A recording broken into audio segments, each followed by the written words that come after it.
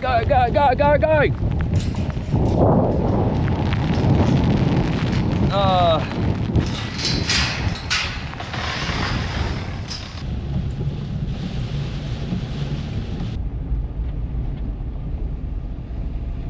Had a bit of rain on the Johnny. Except for that rust spot up there though. We'll take care of that eventually. All this here, that was from where all that foam stuff out of the bottom of the pump was coming from. It all streamed onto the back of the tractor. Doesn't look like the rain's washed it off, so we're gonna have to wash it ourselves.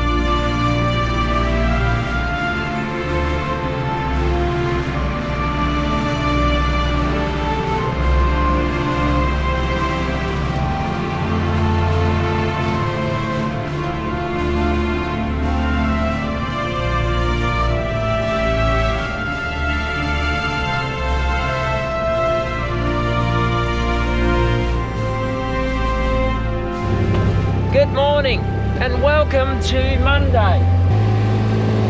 It is 2 days after we finished seeding, and at the time of recording this, it's just around 10 o'clock in the morning and we're waiting for a truck to come. So let's get down to the sheep yards and let's go over a couple of things. Backtrack a couple of videos how I introduced the reject flock. These were the cull ewe weaners and the leftover Black Tag Weaner lambs. We had about 145 of them total. We took some wool off them and we had them on pellets in our bull paddock just over there where that shed is. Well, 105 of the reject flock have already gone off to Mucking, right around when the prices have started reaching an all-time high for the first time since the live export ban got announced. This is all due to supply and demand. There have not been as much sheep being bred in Western Australia last year, so young lambs such as the rejected rejects, which are what these are, they are in high demand and they're going for pretty good prices. So since all of their brethren, the other 105, since they left, these sheep right here, they've been enjoying lovely green grass over in the bull paddock and the rainy conditions and the pellets. Although by the looks of things, they were more than happy to just eat the grass. So we drafted a couple off for our own use. We're going to use them as our own meat. And the rest of these, they are going to be treated to a truck ride.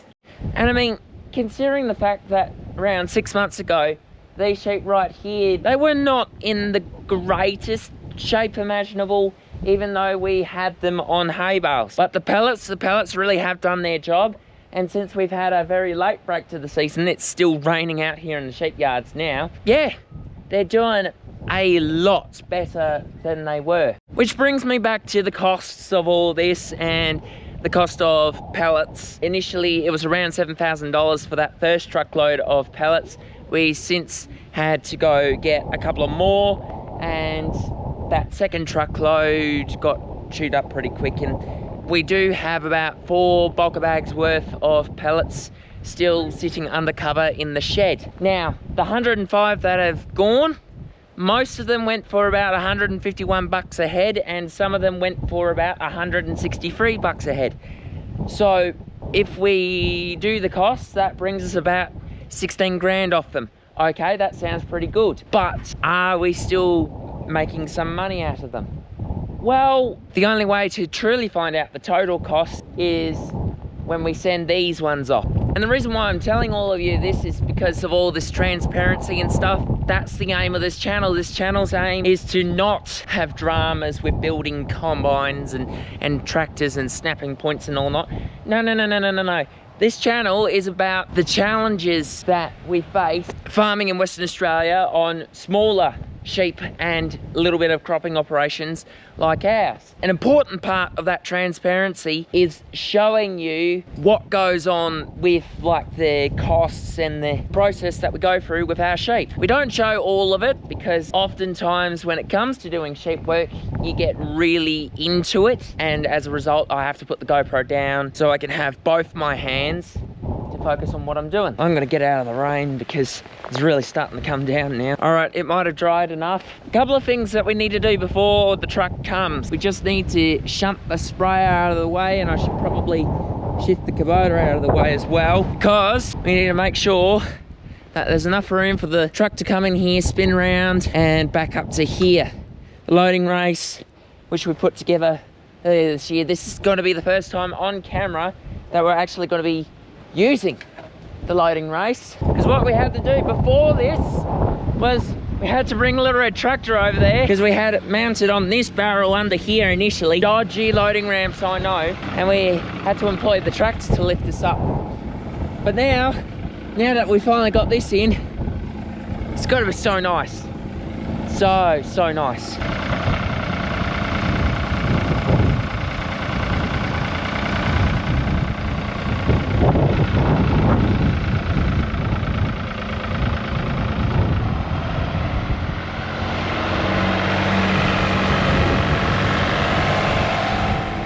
So back to what I was saying about the reject flock.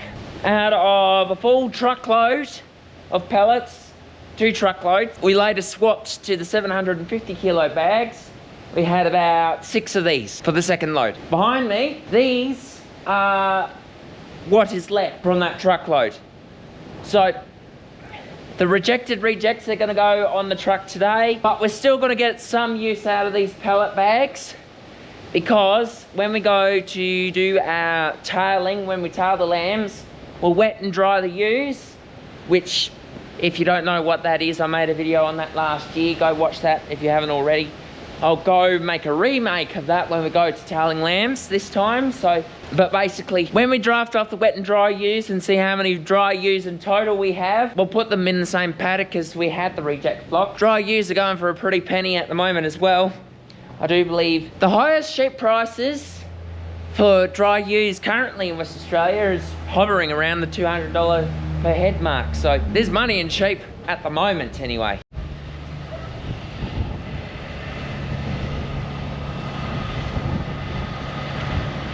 And here comes the sheep bus.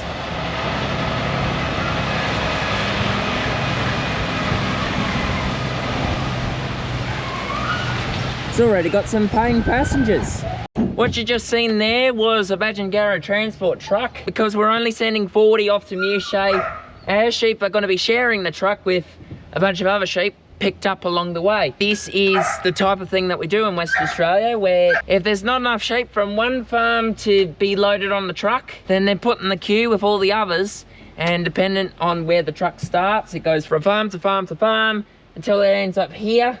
And then it'll probably go to another farm or two, depending if it's on the way down to Muchay, and then it's just unloaded. And then they're drafted, sorted into their pens for the auction tomorrow morning. There's probably a little bit more to it than that. I'll probably get some people telling me what's what in the comment section, but that's just how I understand it. And the modern day road trains like this one you see behind me, these are state-of-the-art trailers right here. They are designed for sheep's comfort in mind, and some of them are also modules, so you could stick cattle in them if you really wanted to.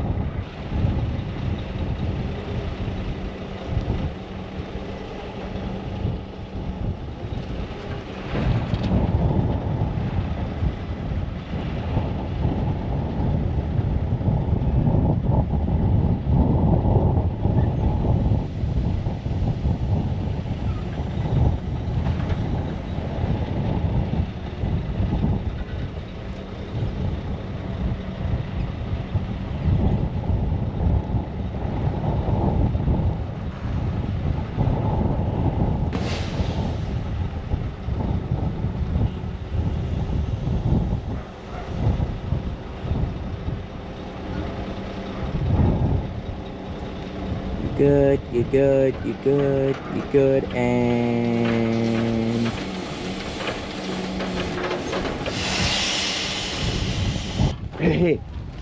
Wet people hard to load. They're being stubborn today. Come on, up we go. Come on. That's it. Off you go. Go on.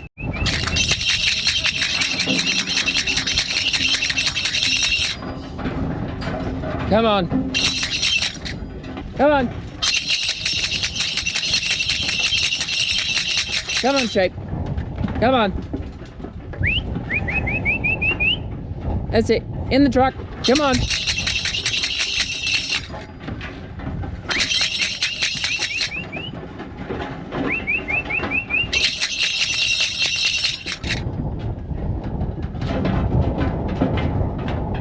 And that's that. They're on. There we are, the sheep are on the truck. Well, our sheep and a bunch of other sheep that Sean's picked up on the way. A lot of small pickups.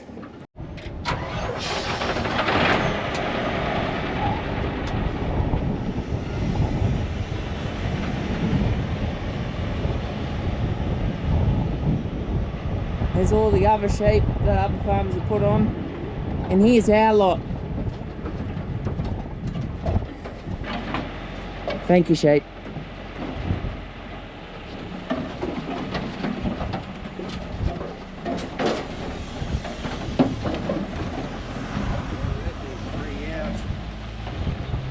And there they go, that's the last of the reject flock down the driveway. And Sean says that he's got another 300 to pick up. So, a lot of smaller outputs of sheep going the Muchet. Sign of the times, I'm afraid.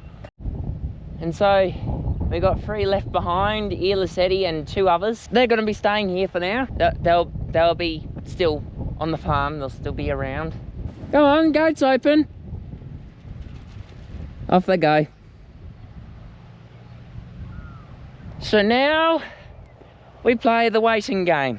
We wait and see what our sheep go for, and then, well, that'll be all of the reject flock sold, and then after that we'll need to calculate all the costs and the leftover pellets, take that out of the equation to find out, have we broke even, have we made profit, or are we still loss making? Said I chucked out 16 mil this morning. Okay, so 16 mil, we'll need to add that to the agri web, and then... Already. Oh, okay, cool. All right, well, that puts us in a slightly better position than we were the last time we attempted cropping, because, well, that July was pretty dry, 23. Well, if the locals thinking are correct, and so is the weathermen, we could be in for a wet spring, meaning that, well, one would hope that we'll actually have a crop growing and potentially pasture growing in better shape as well. Speaking of the crop, we should probably go and examine what the oats that we planted in the ploughed paddocks are doing. Dad's probably going home for a coffee, but we'll just scoot over here real quick. So this is the front paddock, and as you can see, well, there's bits of green coming up. I don't think any of them are oats though. This would be like the ryegrass and stuff that we turned over with the plough once and then came back and sprayed. It's a bit of oats trying to start germinating. We won't really know. I'm probably looking at weeds. Seeing as we planted this on the 29th of June, it takes around about 5 to 7 days for oats to properly germinate. So the stuff that I put in for Peter and Liz over in their place, that's starting to come out of the ground already. Ours will be a week behind. So probably this time next week, we should hopefully have oats out of the ground. One can hope that this rain, 16 mil of rain, that's a decent chunk. Let's hope it keeps going. All those rocks to pick too. Yeah, that's going to be one heck of a job that I'll need to do this week. Probably be pretty boring though. Not as exciting as driving a Case Magnum on a highline rock picker that self falls to bits every time. But yeah, I think I'll put the camera down. Time to go inside, warm up, have a coffee, and we'll see you when I pick up the camera next. Right, good afternoon. You join us on Wednesday, I think today is. We pulled the old GoPro out of retirement because tomorrow I'm going to be sending the GoPro Hero 13 off to be replaced, and we'll get a replacement and chest mount and all that good stuff. So we're back to using the old GoPro for now. However, we're using a mini, like a shorty tripod today, so we'll see how this goes, but we've got some stuff to catch up on. First of all, crop watch. The crop is out of the ground. You probably can't see it from this angle because, well, the press wheel lines still made it quite deep, but all of the oats are out of the ground now. We'll go take a look at that in a bit. And I know I said on the community page that we got our 140 Black Tag Ewes in for shearing. Well, we had some rain this morning, had about 3 mil tipped out of the rain gauge, and it's too wet to shear them. So what we're doing instead, we are going to crutch them. So out of the 140 Black Tag Ewes that we have deemed good enough for breeding, these are our weaner girls. Now, these are the sisters to the reject flock. As you know, we shore them earlier this year and put them on pellets to sell for a profit. Well, these are their sisters, and next year they're going to be maiden ewes. For those who don't know, crutching is basically where we're not shearing the entire sheep. We are just shearing the wool around their backside. That's where all their shit collects. And anyone who's experienced diarrhea knows that it is pretty uncomfortable. Well, it's even more uncomfortable for the sheep to have all that crap built up around their backside. So the purpose of crutching is to shear the wool around their backside so that they have a clean back end and they're at less risk of having any rashes or being fly struck. Normally, my job in this is just to pick up the wool and put it in the stains bin. Oh, they're fucking kicking this afternoon. Oh,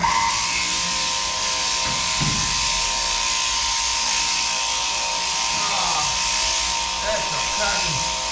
What the hell?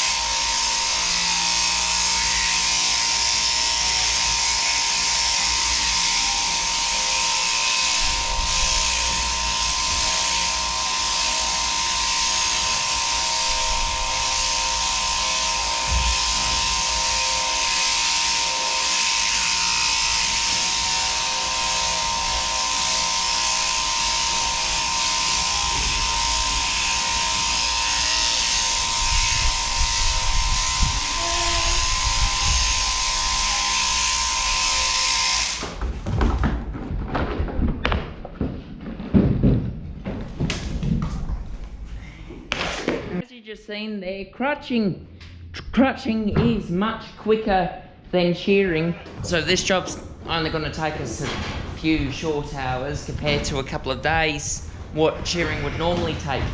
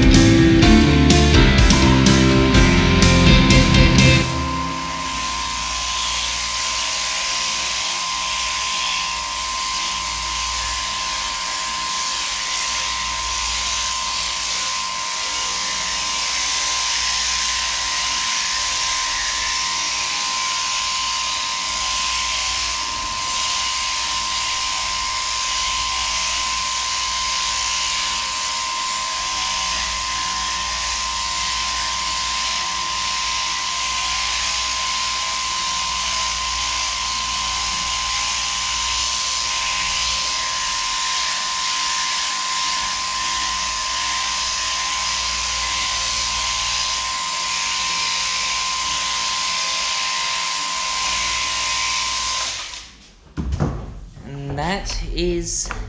That's the last one from this mob, Crutched. If we come out here, hello girls.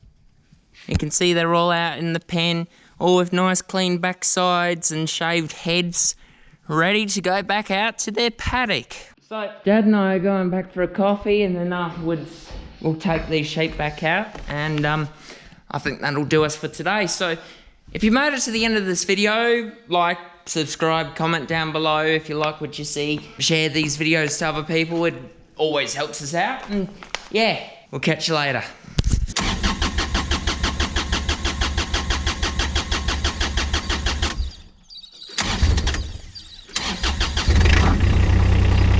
She's starting cold this morning.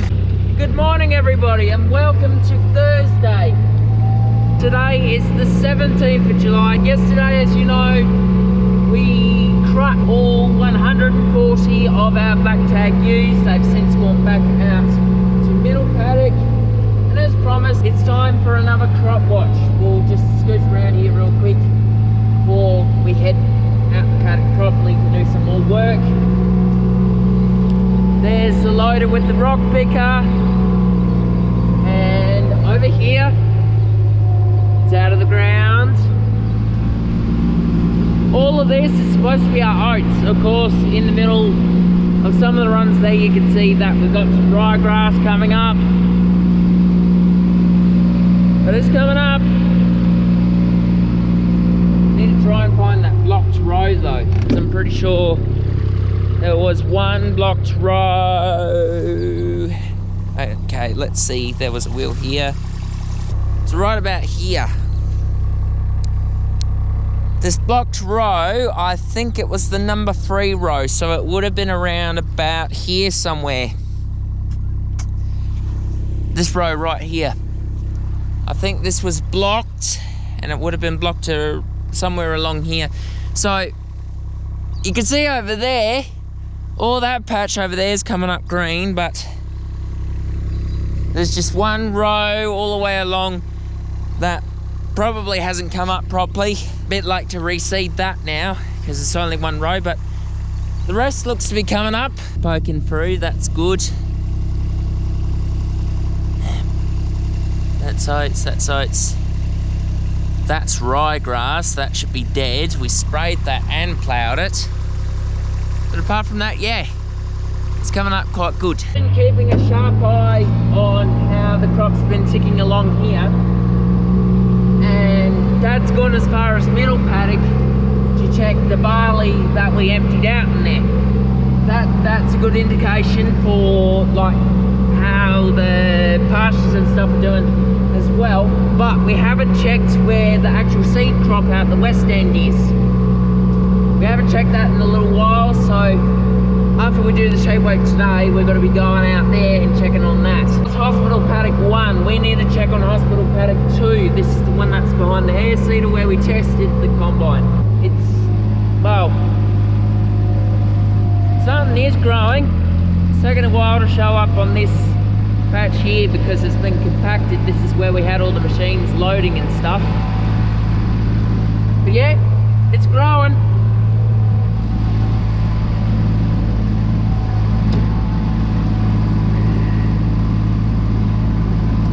Did this paddock second compared to hospital paddock number 1. We did that first, even though it took the first lap around. Yeah, this is growing quite well actually. Everything looks to be up and out of the ground now, which is good. So we've proven it. We've done step number 1, which was put the crop in the ground, and step number 2, the crop growing, is underway. But we're still way behind in terms of rainfall this year. I think this 3 mil that we got yesterday, that's only just brought us over about 150 mil for the year. Average rainfall for this area is supposedly 500 mil. So we've got a whole lot of catching up to do. So yeah, now I think the plan for today is step number 1 Dad's shifting the rams over to Little Boar. He's shifting the rams out the way this morning into Little Boar because, as I stated previously, whether it was earlier in this video or in the previous video, we've got all but 6 lambs in the bull mob that needed to be tailed. There were 6 that just jumped out right on dark, and we just couldn't get them in time, so we decided to stuff it, do what we could, and just let them out, do them another day. Well, another day has come. We've got a couple of hours up our sleeve. We need to try and get those sheep into the yards, pull those lambs out, tail them, and then we're going to round up all the dries that are in racetrack paddock. We need to drive them over here into this paddock here, bull paddock, which is where we've got the pallets, the self-feeder, which is what we use to fatten up the reject flock. So, I know I said that I was going to film tailing this year, but one, we really didn't have the time for it, and number 2, the lambs were getting so big, which, in hindsight, is a good thing, because we want nice, big, healthy lambs, but the lambs were so big that when I was doing all the catching, I ran out of breath. I couldn't talk.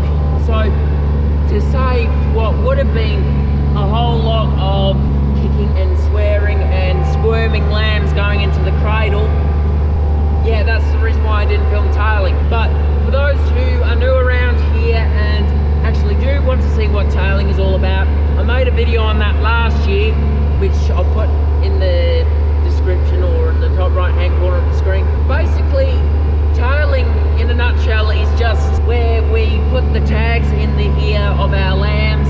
It's where we do the lamb count and seeing how many of the ewes actually gave birth to a lamb and had it survive long enough for us to bring them into the yards to have a look at them, make sure they're all good, find out what their wool quality's like, give them their tag, give them their ear mark, give them their anaesthetic, chop the tail off, and spray some fly-blown stuff on it. Nice to see it all green over here. Slight bit of frost on the top, but hey, it's winter, what can you do? So over by that trough, past where that tree is, that's all green over there. That is actually where I put a hay bale in summer. There's enough seed left over from that hay. I think there's a bit of ryegrass and a bit of other like grass seeds and stuff like that, as well as a bit of oats. It's all germinated and it's come out green in that tree over there. I know most of that may be weeds, like grass weeds and stuff like that. However, it is nice to see some ground cover over there. I miss that. That's one of the big things that I really miss about Nelly Creek. I really miss the red country up there and how much feed we used to have. Sure, it was real patchy and dry years, but then I'd rather that than this. But it's too late to change that now. We just have to work our backsides off over the next couple of years to make this farm great again. So this mob, these are our wolves. We've had the frame rams in here, so this is Murray's mob. The other mob that we did, that's in Racetrack North, they are the ones that we had Rob and Barney in here. We don't know for sure, because around 5 or 6 lambs, including that one there, they all jumped out. And we couldn't catch them because they got through the gate before we could.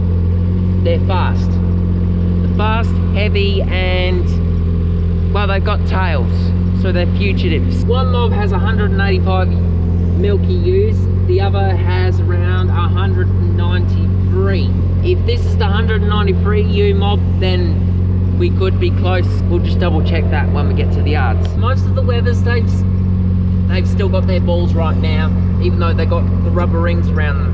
It takes a bit of time for the balls to disappear, so even though we look like we've got a bunch of ram lambs in here, well, we don't know for sure. I've spoken in the past, in particular that ram sale video in September last year, that most farms buy their rams from sheep studs. There are a handful of farms, including something that Pop experimented with years ago, and Dad had a go at himself as well, where we bred our own rams. Well, with some of the lambs that came through here, 4 in particular stood out from the rest of the boys. Can't say much right now because, well, you have to keep hush hush to make sure that they're actually any good, because it's hard to tell when they're in the lamb cradle, but we could have something pretty exciting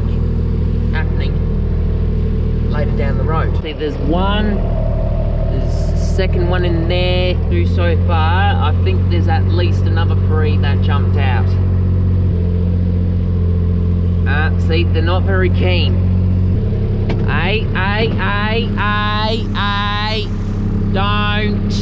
Don't. But yeah, you can see they're all pretty big. Lambs have been pretty good. There are a couple small ones in here, but those are the late borns.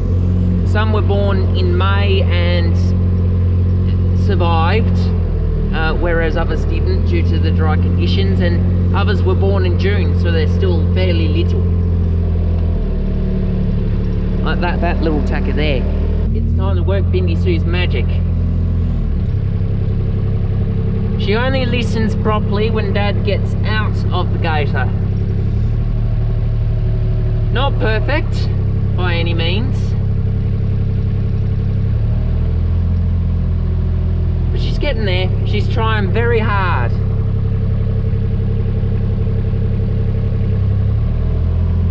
Alright, they're going through now. Slight change of plan. We're going to let the ewes and lambs have a feed in the laneway there. I need to go pick up the little baby. We've got one of the little weak lambs that couldn't plod along behind. Dad says that it's still up in the triangle. I'm going to go try and find the baby, turn it to its mum. We're going to drive the dryers home, put the other ones up in the yards, tail the 5 long tail lambs that we could see, and then put them back in here. And that will be our sheep work done for the day. Found him. 216. Poor little boy, he's weak. Alright, better put the camera down.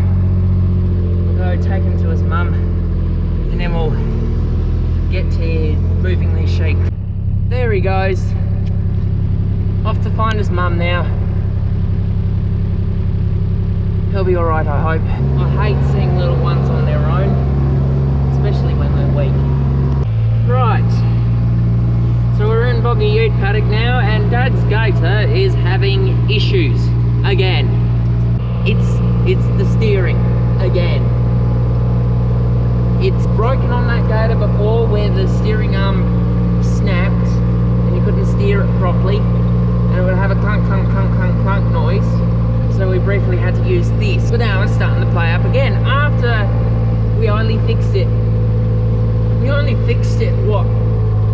Back in April? I think we need a backup. Honestly, I wish I could say nice things about John Deere. I wish. But when stuff breaks, when it's not supposed to, you just gotta point it out. Otherwise, it's just one of those problems that will not go away. Anyway, the dryers are nearly at the gate now. We'll push them through into the bull paddock. We'll shut the gate on them. We'll limp the gator home, and we'll probably take the Terrios out. Dad's looking at something. Probably something to do with that random bit of wire.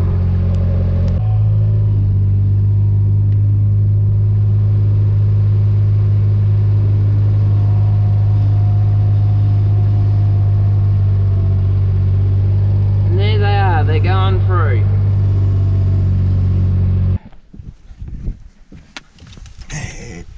This here's come loose.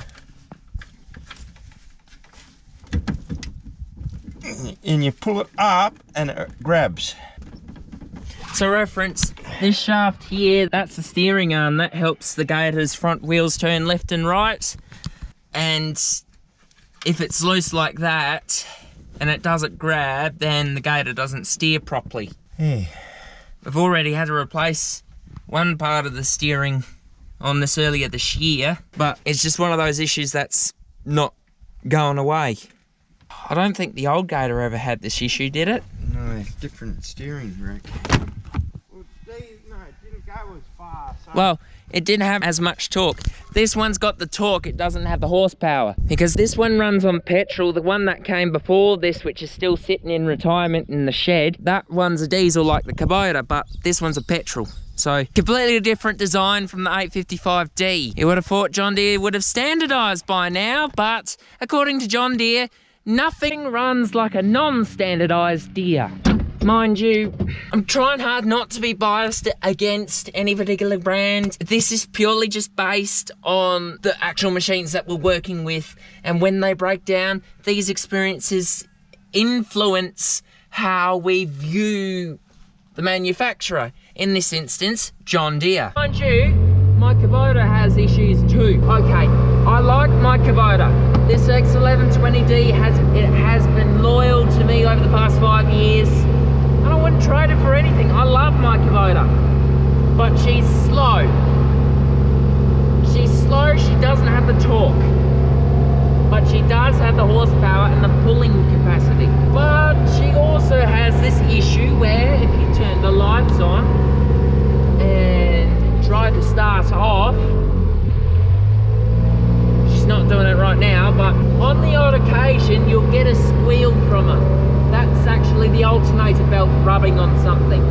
Now, I haven't taken a proper time to look at the alternator belt on this. I know it's due for a birthday. I think it's around this time 5 years ago that this rocked up on Nelly Creek. So yeah, it's something that needs to be done. But seriously, John Deere, I really would have thought you'd have standardised your fleet by now.